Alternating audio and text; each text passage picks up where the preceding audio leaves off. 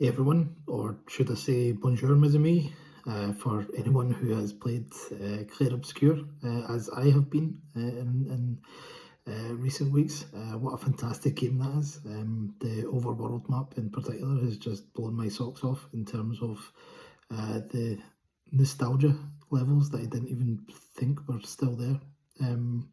So if you haven't played it, I would recommend checking it out. But I am just back today to talk a little bit about some updates on my schedule, the kind of projects I've been working on, things like that. I apologise for my redder than normal face today. I've obviously caught the sun. I'm just off a call with Professor Noctis. He and I are kindred spirits, both have a real deep love of mythology and religion in video games, particularly the Final Fantasy series. And it was so great to kind of chat with him. If you're not familiar with Professor Noctis, he teaches at the University of Alabama in sort of philosophical and theological studies, but he teaches these areas through video games, kind of previously Final Fantasy XV and more recently Final Fantasy XVI. So that's, really up my alley. Hopefully we'll be able to collaborate on something at some point in the near future. But as I said, there's, some changes have kind of taken place recently that I kind of felt that enough time had passed since my last video that it was probably a good idea to get everybody caught up. The first major one that I've kind of posted about on social media, but not really gone into any great depth about, is that the Final Fantasy VII Rebirth series that I was doing, the video series, unfortunately has been cancelled. The short version is that when myself and KupoCon kind of first discussed it, my personal circumstances were very different, and what I committed to, I wasn't able to follow through over the last year, just because of things that have been going on at home, and a lot of sort of my personal circumstances, and I'm grateful to kind of Alex and KupoCon that they were patient with me, as for the most part, but I think where we are just now is, because I quite simply couldn't commit to what I'd initially agreed to. I accept that a lot of the responsibility lies with me, and because of kind of the way the world is at the moment, and how costly everything is, KupoCon were in a position where they kind of had to look at where they had to sort of prioritise funds, and the video series was not one of those, which makes perfect sense. There's no, wasn't done out animosity or anything like that. It's a very, as far as I'm concerned, it's a sensible decision. It's unfortunate that the at least in its current form, it won't be completed, but I'm hugely grateful to KupoCon for kind of commissioning it in the first place and taking it as far as we did, and obviously to everyone who watched the series and commented on it. There's a number of people that have been in touch in recent weeks and months just to kind of find out what the situation is. So my apologies for not being as forthcoming as I might have been on that, or to kind of keep you guys waiting, but that's where we are.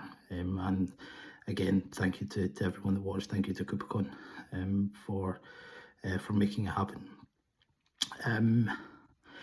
The other kind of major project, obviously, that I've been working on is the Kickstarter campaign for my new book, Mythos, Final Fantasy XVI. I've kind of put quite a chunk of work into that in the last few months in particular. As I've kind of spoken about already, I'm really happy, really happy with how it's coming together. even kind of at this late stage, there's so many things that are still fascinating for me to kind of research and unravel. I recently, it was like 2 o'clock in the morning on a Friday night reading the Quran, which, is, I have an interest in a variety of kind of religions and religious texts and beliefs and faith, and it's I love learning more about this, but that certainly wasn't expecting to be really in religious text at that point on a Friday night. But there you go. That's kind of the life of a writer. The last couple of weeks I've been kind of focusing primarily on a section that deals with the icons Ifrit, Shiva, and Odin. The Ifrit one is why I was reading the Quran, but it's I've loved it. I've loved every second of it, and I'm absolutely desperate to share more. Obviously, for anyone that's been part of the Kickstarter campaign, I have actually posted a preview chapter which deals with the parallels between Clive and the Greek god Dionysus. If you haven't checked that out already, I would encourage you to do so. And for patrons, there's a kind of a snapshot of it available as well, if you want to kind of have a look. I've also, I've in the past, I've spent a lot of time researching and learning about the Final Fantasy series and the individual titles and stories and whatnot.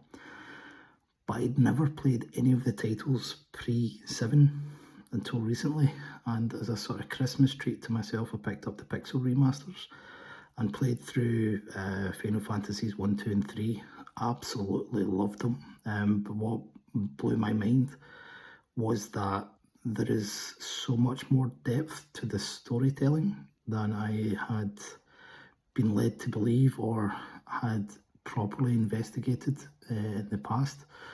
I think it's very clear, and series creator Hironobu Sakaguchi has been pretty upfront in the past about being heavily inspired by Dungeons and Dragons.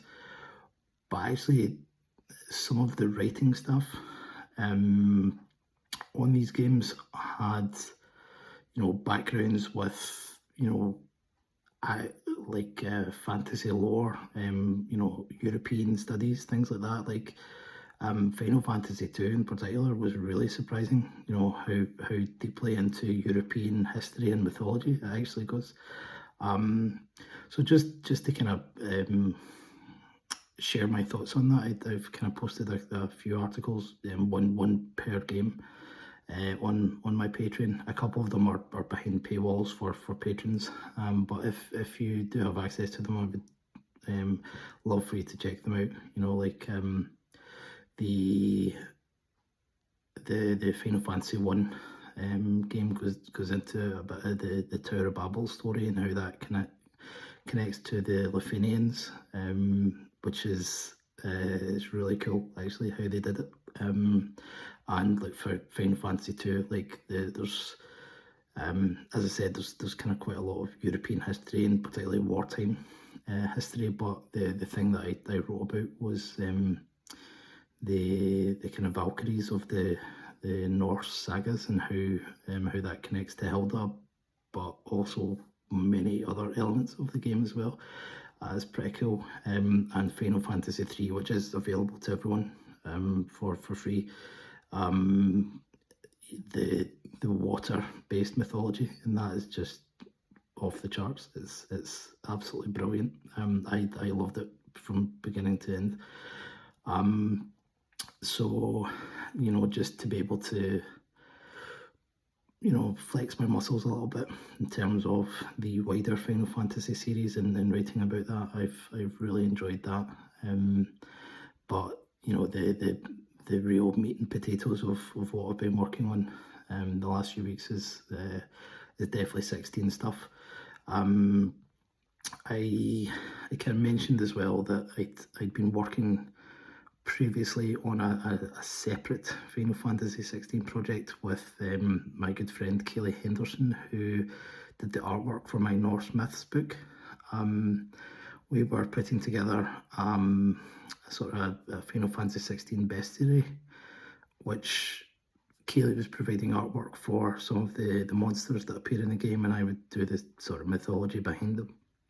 Unfortunately, due to other circumstances, that's no longer sort of going ahead, but I've written all the content anyway, so I'm probably going to sort of share that as time moves on and implement quite a bit of it into the Mythos book that I'm writing, and probably volume 2 of that when the time comes.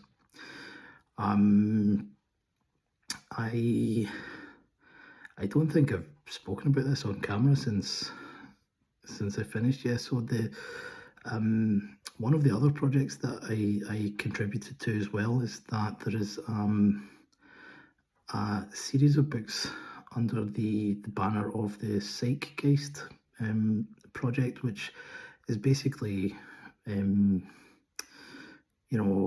academics and psychologists who have come together to explain psychological theorem and principles, but doing it through kind of media, popular media. So they did a book about The Witcher, they did one about The Mandalorian, they've even done one about Bluey, of all things, which is brilliant. If you haven't watched Bluey, even if you're not a parent, if you haven't watched Bluey, you should do it. But one of the forthcoming books is about Final Fantasy VII, so I was asked to contribute a chapter to it, and I wrote about Jungian psychoanalysis. So I won't delve too deeply into it just now, but it was an area that I've been interested because of the mythology connection, and sort of how Jung came up with the ideas. So that kind of the final draft of that was sent away a couple of months ago, and I'm looking forward to kind of final thoughts on that, and hopefully putting together some bonus content, which I'm not going to touch on just now, but maybe speak about it at a later date. So that's that was a little bit kind of outside my comfort zone, that one, but I'm really glad that I did it, because it's it has a lot of use for me, kind of in terms of looking at stories and why kind of common myth archetypes exist around the world, and sort of what that means, and what sort of symbolism you can extrapolate from it. Really cool stuff. I think the only other thing, if you haven't seen it already, I've been meaning to do this for well over a year now.